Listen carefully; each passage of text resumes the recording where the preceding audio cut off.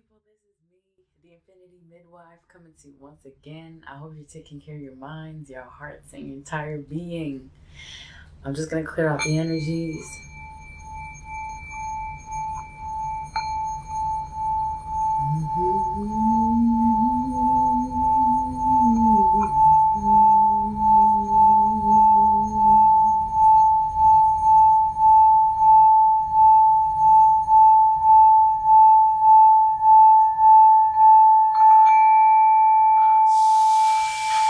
Okay, so I'm coming to you with another message. Okay, so this is a download that I got, and it's pertaining to religions. I know. But this time I'm bringing a higher perspective to the whole notion of religion. Okay, now the download that I got is all three monotheistic, or man, I'm having a hard time today, bear with me, you guys. So all three religion that we are known of, okay, those that believe in one God, okay.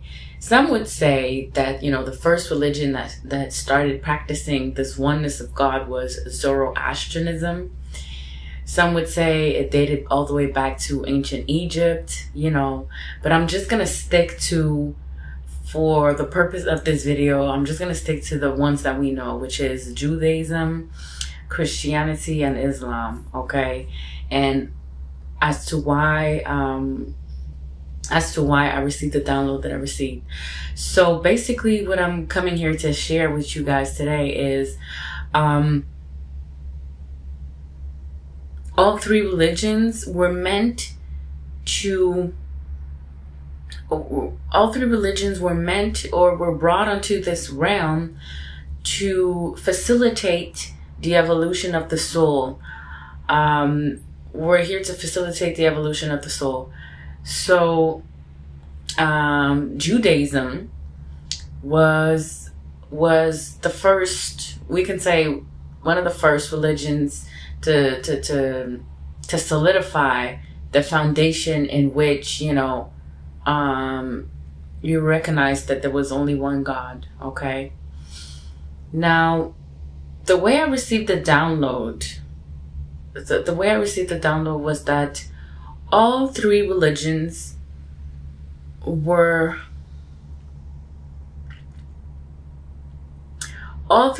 are the same, okay? They are the same, they are just aspected differently. I'm going to explain, okay?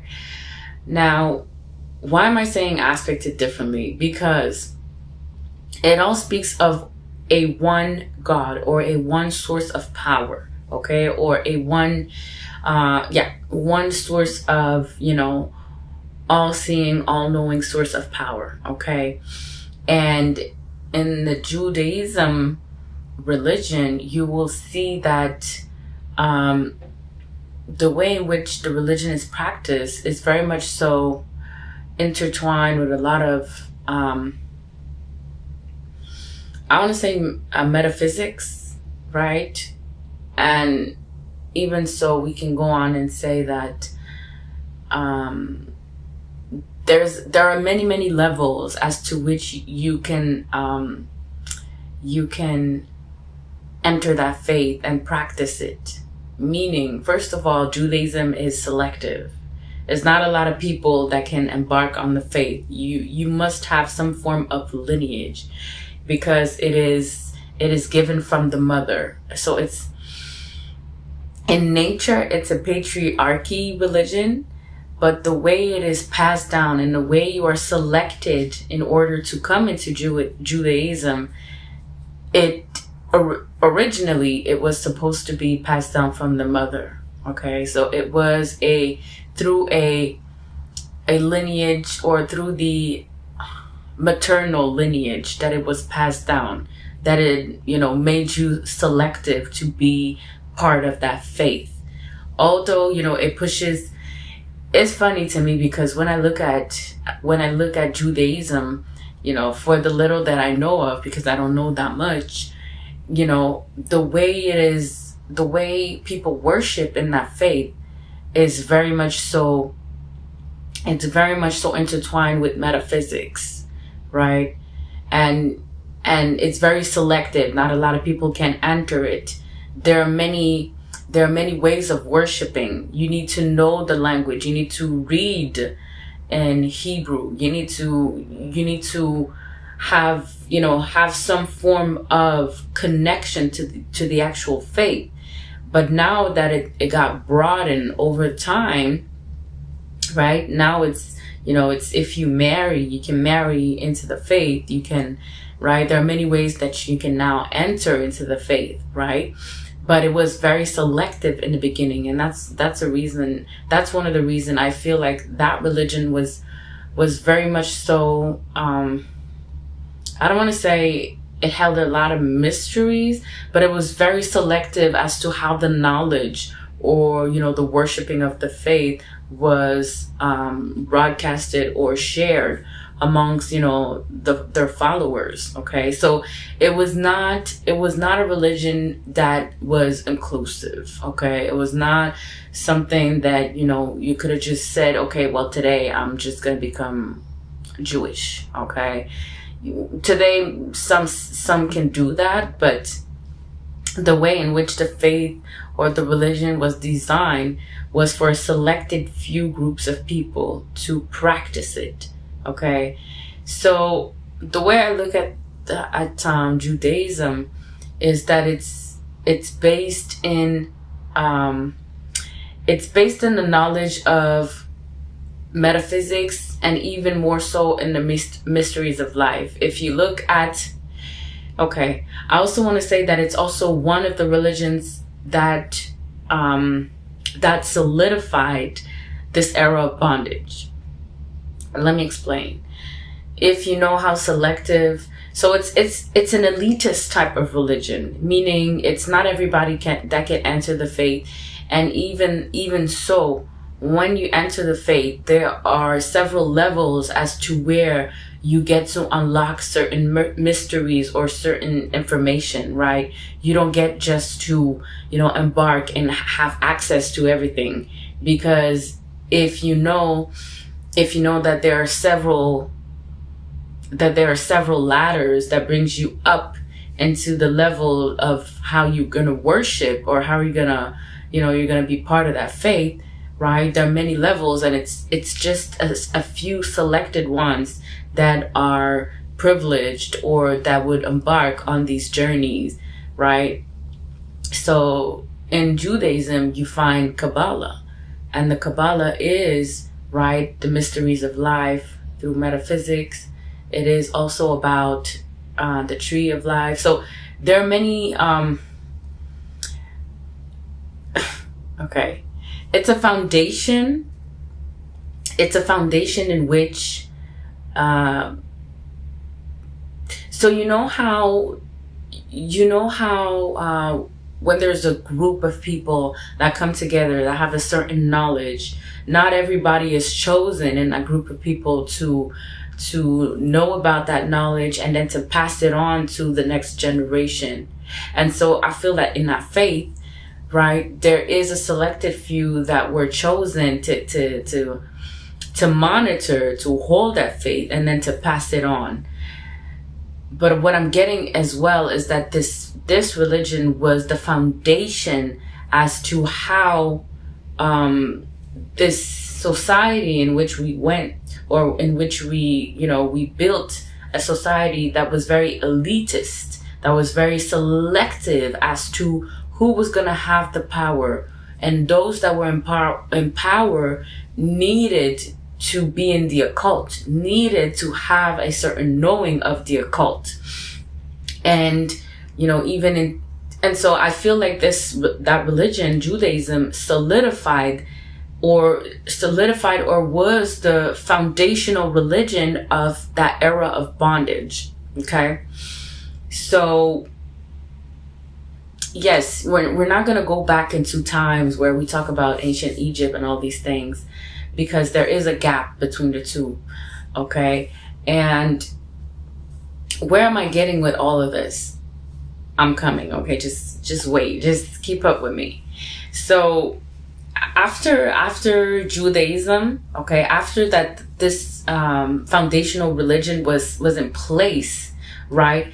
It was not complete. Okay, it was not complete because it was missing two other elements, or two other aspects of a whole. Okay, so we can say that Judaism is a religion of the elite. Yeah, okay, I'm getting confirmation. So yes, it is a religion that is structured, and that is only based, or that is only founded in order for structures of elitism, structures of hierarchy, structures of levels of system could have easily integrated throughout that era of bondage. Follow me.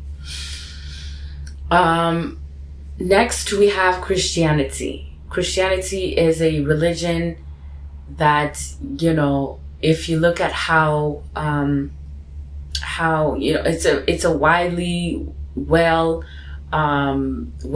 religion.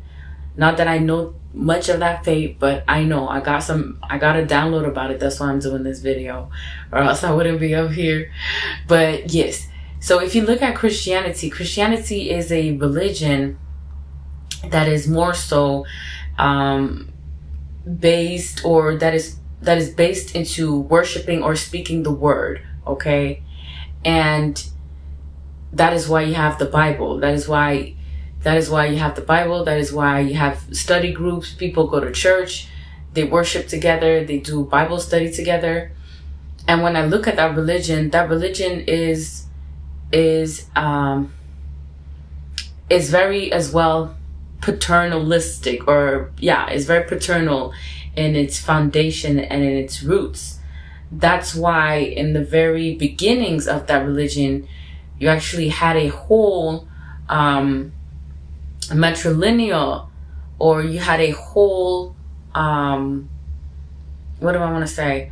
You had a whole space that was dedicated to the feminine in Christianity, but many groups agreed to take away the femininity essence out of the textbooks by, choosing what was going to be finalized in the Bible that we know of today. Because the Bible of old times included books that are no longer accessible, or that are no longer included in those versions that we know of today. And I'm not talking about just the Old Testament or the New Testament. I'm talking about old books that are no longer, or that are forbidden books. Yes, thank you. Forbidden books that are no longer, or that weren't pushed to the front in order to solidify the faith, or in order to solidify the presented version of that faith. Okay. So Christianity, when you look at it, is it's a religion where you need to speak, where you need to actually be very vocal, be very expressive of that faith.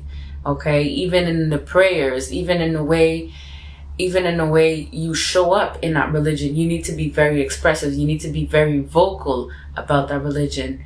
And some would call it a religion of love. Some will call it a religion based in in believing, or in speaking, or you need to act. You need to put some actions in order to solidify in that faith, or in order to be, or in order to find the blessing in that faith. There needs to be action. You need to speak it. You need to vocalize it.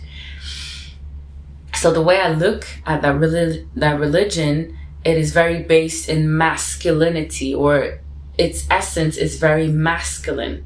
Although there was a feminine aspect to the religion, but it got slowly erased okay? So that it can remain very masculine in its way of worshiping, and in its way of, spreading or sharing the knowledge or the information, okay? Third religion, which is Islam. Islam is a faith that is based in morals, ethics. There's a whole, not that Christianity isn't, but there is a whole notion of, how to conduct yourself in this life, right? Even in the way of worshiping, it's a religion that is very based in, being quiet, being very silent. How you worship in the faith, you don't pray out loud. It's a religion that you pray in your heart. It's a religion that is, that is very quiet, right? When you go, for instance, when you go to the mosque, not everybody is worshiping together. Although they are praying together, but it's just one voice that you're going to hear. And that's going to be the one of the imam, right? It's going to be the imam sharing a word or a message. Okay. A bit like Catholicism, but it's not going to be, not everybody's going to partake. You're not going to have a choir. You're not going to have a musician, a band. You're not going to have people dancing. You're not going to have this whole expressive or this whole act of worship, as opposed to Christianity, where you will find that. In Islam, I find that it's more of a lunar type of worshiping. It's very silent, just like the moon. And if you look at how the religion was shaped, Islam was shaped according to the movement of the moon, right? When they are celebrating, or they are celebrating certain events or certain important days, it is always pertaining to the moon. They don't go according to the movement of the sun. They go according to the movement of the moon. And in its essence, because they are worshiping in a very silent way, they are portraying a more feminine essence. Okay. Now I'm not here to say in its roots it's feminine. That's not what I'm saying. The way in which they are worshiping, it is very feminine, in a way, that they can partake in worship. It's very quiet. It's very silent, right? Even when you look at how they worship, men are in the front, women are in the back. Women cannot come and be the imam for everyone. No, she has to be, even if she is in the back with women, yes, she can then stand and be at the forefront for all women, but she cannot be, the imam for men and women. You will not find that in Islamic faith. Okay. Now, the reason why I was called to that down, or, push that message, is because all three religion are a part, or are an aspect of what should have been a whole. Okay? What I'm trying to say is all three religions should be worshipped together. Okay? Meaning Christianity is the masculine aspect in the way they worship, in the way they show or they act their worship, or how they portray their love for God. It is very masculine. You need to put in some action. You need to put in some effort. You need to speak it. You need to act on it. You need to show that, you are very hands-on when it comes to worshiping, as opposed to Islam. So if you look at Christianity, it is very it's like the sun, right? It's very much at the forefront. It is very masculine in the way it's going to be. You're going to worship. It is very sun-like. So it's kind of like the religion that's at the forefront. if you're trying to tap into the masculine essence of a faith, then Christianity is that. You have to put in some action. You have to verbalize. You have to formulate. You have to express. You have to act. You have to show an act of faith in Christianity, which is very masculine based. Okay. In Islam, it is very feminine based. Okay. So I would say that Islam is a lunar religion, or it's the lunar aspect. Christianity is the sun aspect. It's the one at the forefront. It's like saying, okay, let's take for instance an individual, right? An individual, the way he's gonna show up, his identity, right? That's gonna be his ego, or that's gonna be his sun sign, right? Or you're gonna be able to look at his traits and be like, by the way, you are presenting yourself, or you're presenting your identity, that is, through your sun sign, or that is through your ego, right? But then when, not everybody is around, when you're more in an intimate space, you're going to be showing up, your moon sign. You're going to be showing a part of you that you don't show to everybody. That's the other faith. That's Islam. That's a faith that is based in, in secrecy, I want to say, because the way in which individual worship, they worship in silent. They're not that expressive of how they worship. Yes, they're going to read the Quran. Yes, they're going to have studies and, go around of how they understand the verses and all these things. But in the way they worship it is very silent, right? When you are entering, or when it's time for prayer, you won't even hear them. You won't even hear them praying, because it's very silent. When they're worshiping, the way in which they worship is very silent. It's very quiet.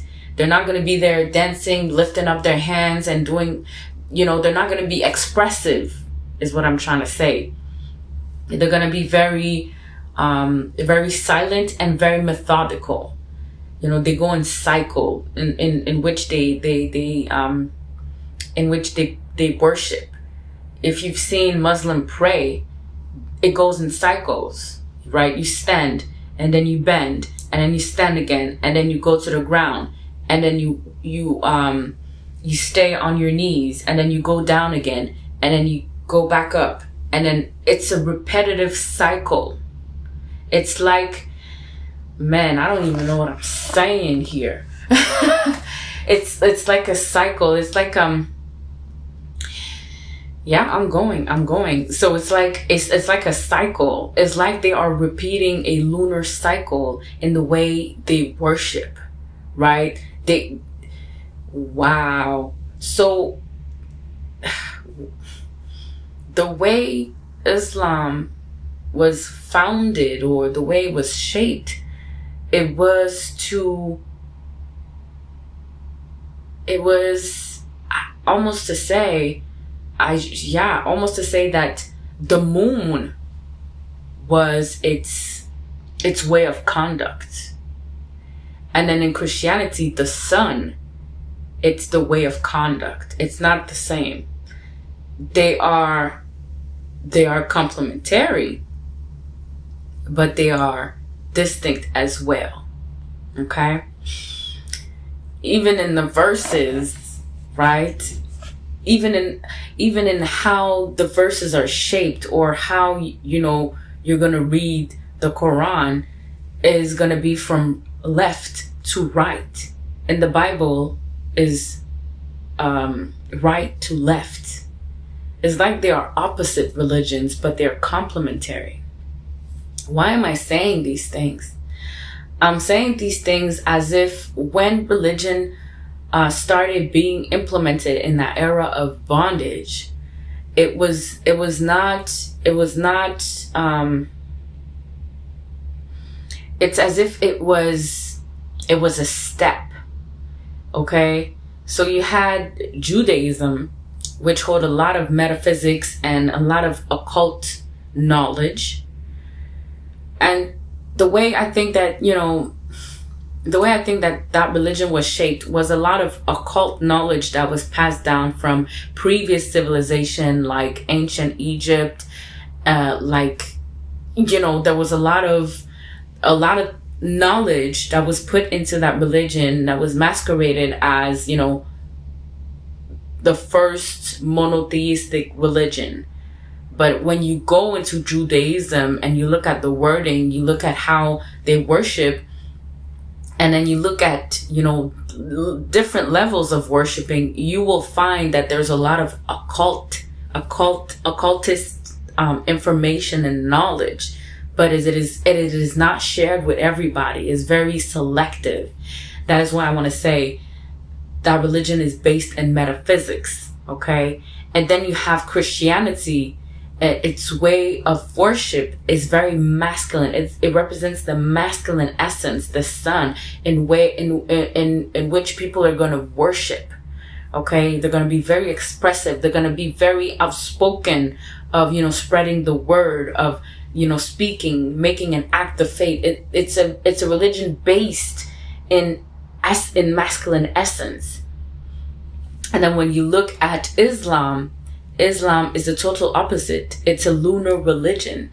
It is based in, silence. It is based in, almost everything in Islam is dictated. How you need to wake up in the morning to how you need to go to bed at night. It is like, it's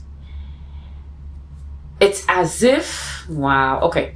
It's as if, the way, wow, okay. The way in which Islam was founded, it is like the feminine essence, okay?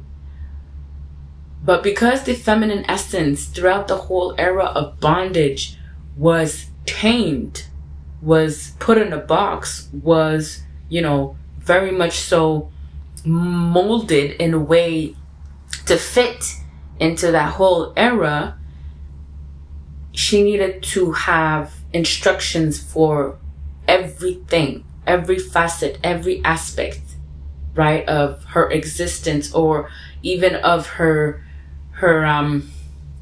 quality. So when you look at Islam is very instructive. Like, it's going to tell you how you need to behave, how you need to do everything. There's like a whole book or a whole ethic book of how to conduct yourself, which I feel that it was a way to tame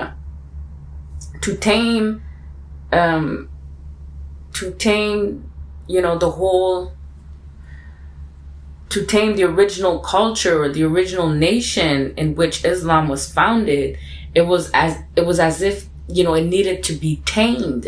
So they were instructed almost on everything, so that, even though they are expressive in the feminine, but the feminine is very tame in the way they're going to be able to worship and connect to God. It's very silent. It's very, it's very,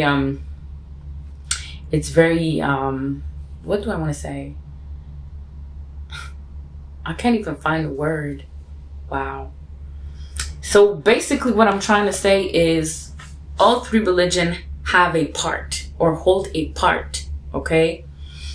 It's like they are a whole, and each one of them is an aspect.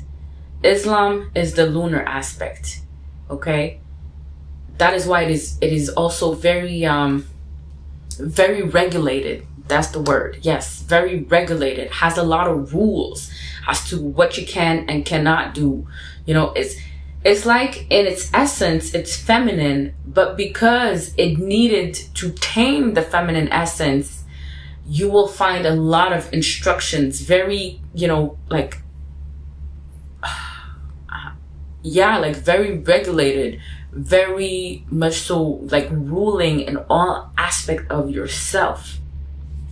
And, a lot of people push for, Islam is, the first religion where you will find that women had important roles.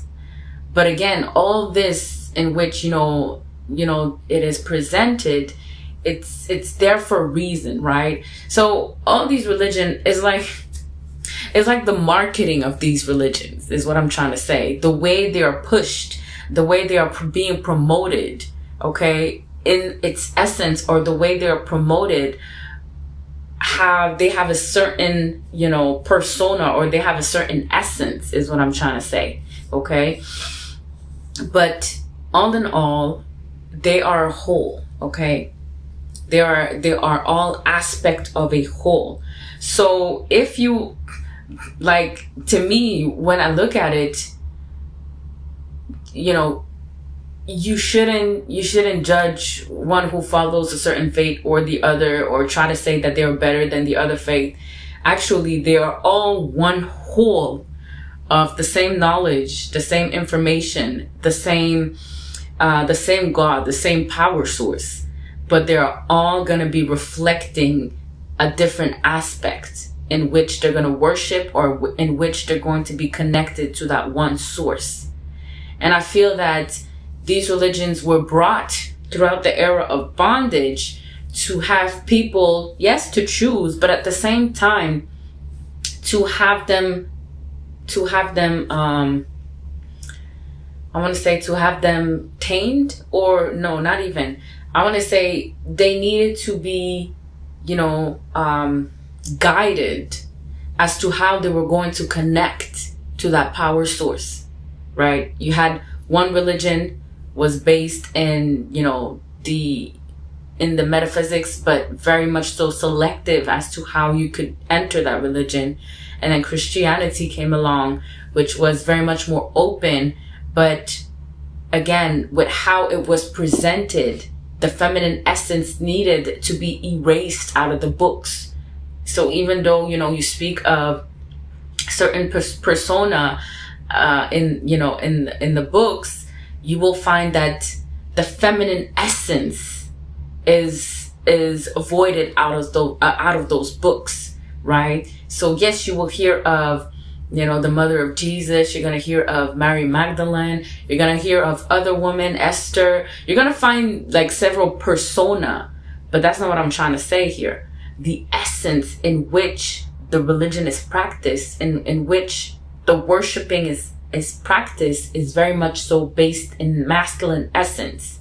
It's an act of faith. You need to be, acting in faith. You need to express, you need to utilize your voice. You need to act when you are worshiping that faith.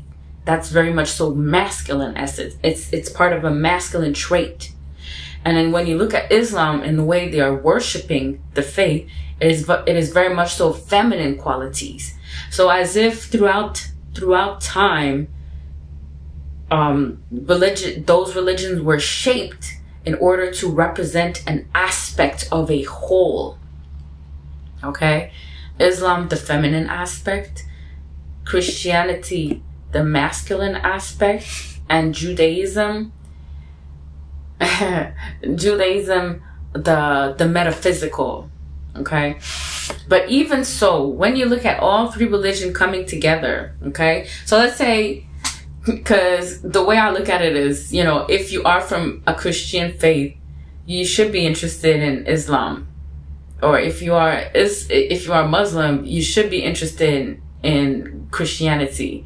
And if you are of a Jewish faith, then you should be interested in the other two. And then the other two should also be interested in Judaism, because it is a whole.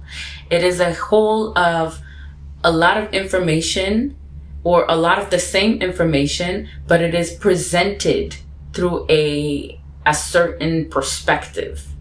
One, it is based more into the metaphysics, how to manifest, how you get into the knowledge of the occult, or how you get into the inner knowing of the feminine essence, right? That's more of Judaism. If you look at Christianity, it is a faith where you worship in a very masculine way. You need to act, you need to speak, you need to express. That is very masculine in its essence.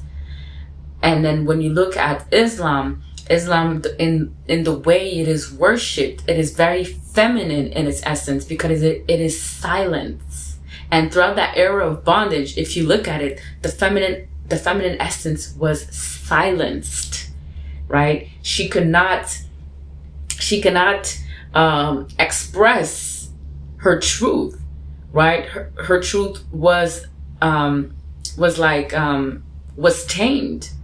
And if you look at how Islam is based, it's instructions after instructions as to how you need to conduct yourself in your everyday life. There is no gray area as to how you need to conduct yourself. There is the Quran, but then there's also a book of conduct as to how you need to conduct yourself, and everything is in that book. So if you're going through a circumstance, a situation, right, it's like there is a wording for it. You know, in the judicial system, you know, what's the wording for it? You know, when they're going through a trial, right, and they've never seen a case like that, they're gonna go in the book or an archive to see if there has been a trial, and then what was used, what was the law that was used in those trials. I don't even know what is the word, but I know that there's a word for it. So if you look at Islam, for instance, any type of circumstance, life circumstance, okay, happening, there's going to be a book of conduct to tell you how to operate in that circumstance. Oh man, what's that word? If you know that word, put it in a comment. But it's very much so a book of conduct. Yes, you have the Quran, where, you know, there's the verses that you utilize when you pray, and you pray in silence. And then there's the whole book of conduct as to how the Prophet was conducting himself in his era, and that's how everybody should conduct themselves as well, right? It's coming to mind. It's coming to mind. So people are going to reference themselves back to that book of conduct in order to, you know, bring it back into whatever circumstance or situation or hardship they're going through, so that they can conduct themselves as much, okay? Or, you know, resemble, or, oh man, what's the word? It's slipping my mind. Oh man, what's the word? Anyways, I'm gonna get it. Yes. So, when you look at all three religions, they are all aspecting an essence, okay? So it's like, you know, in Christianity, you will say, you know, there's the Father, the Son, and then the Holy Spirit. Well, in my way of viewing all three religions, Christianity is the Father religion. Wait a minute. Yes, I'm saying that. Islam is not the Son. Islam is the mother, and Judaism is the Holy Spirit, and its essence and its way of worshiping. Okay. And one other thing as well, when you look at Christianity, the reason why I say the feminine essence was took out of the equation, right? When you look at how they say, you know, the Father, the Son, and the Holy Ghost, or the Holy Spirit, yes, there are levels to this. There are, you need to have a certain understanding of this, but in all truth, or in all actuality, it's a father and a mother coming together, and then they're creating the Holy Spirit, or they are creating something, you know. So, I mean, it is up to debate, but that's my personal opinion of it. But then again, it's all question of perspective. You know, there is a meaning behind Father, Son, and the Holy Ghost. And then there is another meaning behind Father, Mother, and the Son. So there's going to be many perspective to, you know, different information. It's just, you know, how open are you to learn, right? So at the end of the day, that's just what I wanted to share here. All three faiths are all the same, but they're going to be worshipped with an exclusive essence to it. Okay?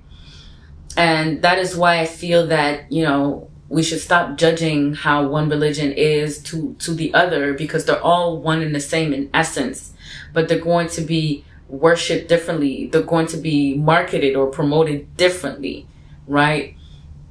And the reason why also I feel that, and I do want to say that in Christianity, there's a lot of verses in the Bible that cannot be understood in the literal. You cannot dissect the Bible or study the Bible and just stay just down with the literal. There's a whole meaning, or there's a whole symbolism behind it, and there's an actual science behind it, biological science behind it, or even astrological meaning behind it.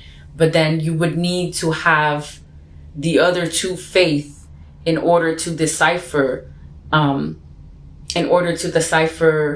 whole meaning of the Bible. Because, yes, because if you look at Judaism, Judaism there's a whole knowledge in the book, again, that is very selective as to who has access to that knowledge, but it is based in the occult. You're going to find metaphysical information. You're going to find astrological information. You're going to find all kinds of information. But again, it's only when you go into these levels, when you are selected, when you have finished a level, you step up in these levels or in these ladder. Why am I saying Jacob's ladder? I don't know. Why is it coming up to mind? Okay. So anyways, you guys, I don't know if it made sense. I would like to hear your whole opinion of this. Now, because I am more based in spirituality, that is why I can take a step back and look at those three faiths as one and the same, but expressed differently. Okay. That is what I wanted to say. So on that note, you guys, I hope it made sense, or it opened up your mind as to, how, those three religions are expressed, and the worshiping is different. But again, there are a lot of symbolism in all three religions as to how men influenced the religion, or how it was going to be marketed or presented or promoted. Okay. We want to say, the wording or, the essence of all three religions are all based in explaining or having an understanding of that one power, that one source, that God, right? But it is going to be manifested differently in these three religions. So, and also what I wanted to say is that throughout time, men had their input as to how they were going to present their faith, how, they were going to market it, because at the end of the day, it was about also, having a larger following, right? Because it was the era of bondage. Throughout the era of bondage, whether you're an institution, whether you were an authority, or you had some form of authority or power, you needed to have followers. You needed to have people that was going to stand behind you and hold that truth up in order to, stay alive. But because we're stepping away out of that era of bondage, we're coming into a knowing that is more so based in, how you, the individual, connect to that power. Because yes, throughout that era of bondage, they needed to exist in order to lead and guide a people that maybe was coming out of a civilization of, multiple deities, multiple ways of worshiping. There was maybe a multitude ways of doing things or connecting to a God. And maybe, it was not the most morals of ways. Maybe it was not the most, you know, I don't know. That's just, you know, my way of seeing things. But again, I do want to say it was an agreement. You know, when we stepped in that era of bondage, it was an agreement of us, you know, of a power being passed on to another source of power. So I'll say that again. So it was as if, you know, coming out of an old or the ancient world where they had their way of worshiping, or they had the way of connecting to that source, that God power, being passed down to this civilization, or this Abrahamic, yeah, we can say that, Abrahamic, you know, civilization.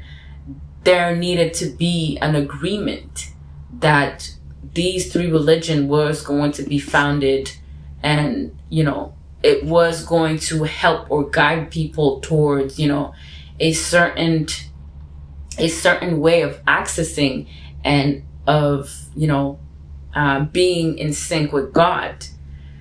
That was throughout the era of bondage. But now that we're stepping away from that era, we are more coming into a more personal or a more individual way of connecting to that God source. And it's going to be different from one person to another. Because I like to stay open, you know, and because I moved on from, you know, just holding on to one faith or one way of worshiping, I feel that, you know, possibilities are endless. You know, if we look at all the faith on this realm, there are many ways to connecting to that source, right? There are many ways, and not one is better than the other. Not one is, you know, is the end all be all. You know, there are gonna be many ways to connect, and, you know, you're gonna be drawn to connecting, or you're gonna be drawn to a certain faith, or maybe to many faiths, and that is up to you, right? We're not here to judge. We're not here to say one is wrong or one is good. Okay. So on that note, you guys, take care of your minds, your hearts, and your entire being, and I'll see you next time.